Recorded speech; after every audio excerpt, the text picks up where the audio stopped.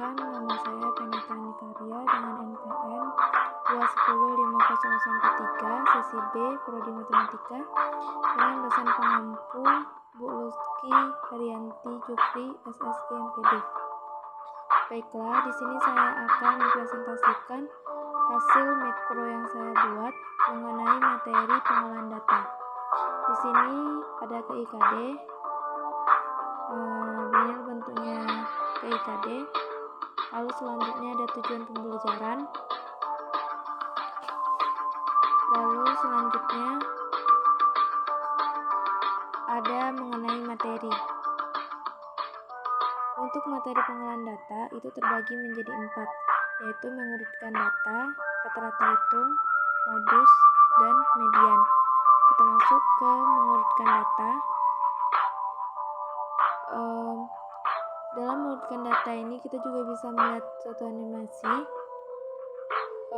untuk memudahkan kita dalam mengurutkan data, di mana salah satu contohnya yaitu data yang belum diurutkan, yaitu 10, 11, 5, 6, 7.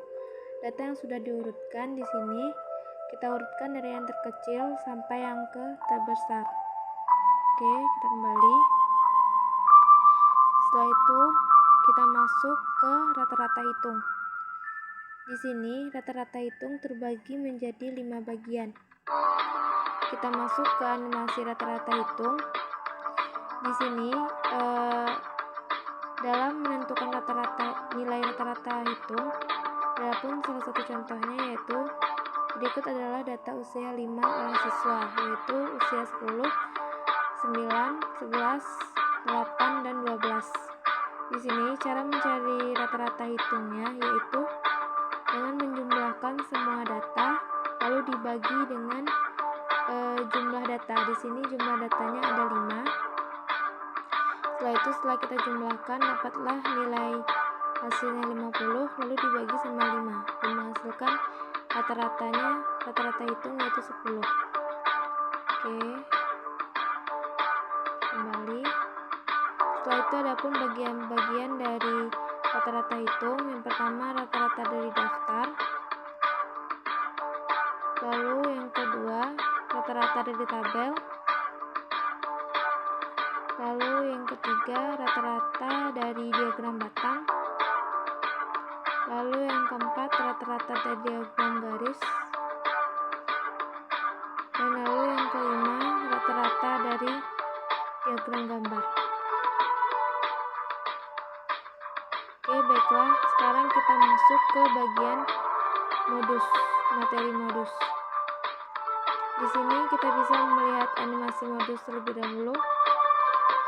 Modus adalah nilai yang sering muncul. Adapun salah satu contohnya terdapat beberapa data di bawah ini, yaitu 3, 4, 8, 6, 4, dan 5.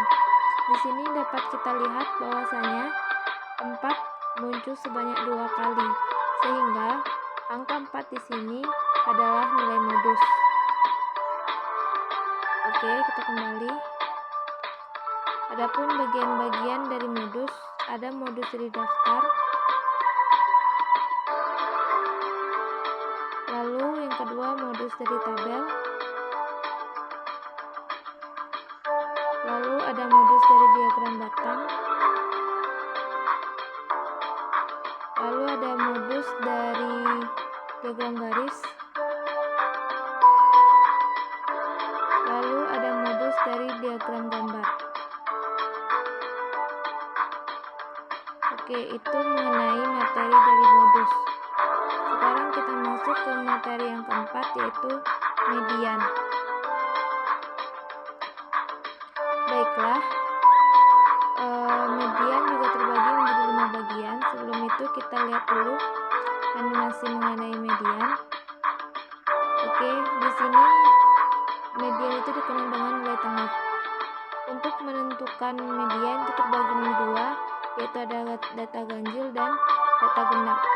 Untuk data ganjil, dalam median itu kita harus mengingat bahwa data harus diurutkan terlebih dahulu dari yang terkecil sampai yang terbesar. Setelah itu kita seimbangkan. Di sini ada 2 bagian, lalu 2 data. dan dapatlah nilai tengahnya itu adalah 5. Setelah itu untuk data genap itu juga sama, kita urutkan dari terkecil sampai yang terbesar, lalu kita seimbangkan, di mana kiri kanan yaitu ada 2 data dan di tengah di sini ada 2 data juga, sehingga dalam nilai genap ini untuk 2 data ini kita jumlahkan, yang bagian tengahnya kita jumlahkan lalu dibagi dengan 2, sehingga dapatlah hasil nilai tengahnya itu adalah 5,5. Untuk cara mencari nilai tengah untuk data genap. Baiklah, dalam bagian-bagian median yang pertama itu ada median dari daftar, lalu median dari tabel, setelah itu ada median dari batang, diagram batang,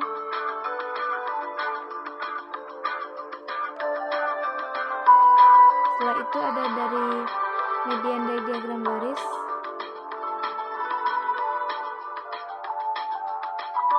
dan setelah itu ada median dari diagram gambar.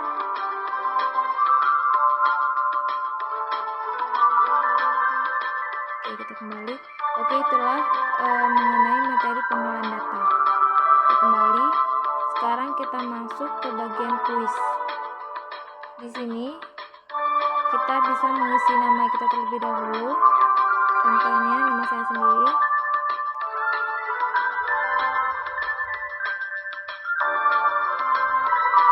Lalu kita klik mulai. Di sini teman-teman bisa mencari jawabannya. Di sini kita asal pilih saja.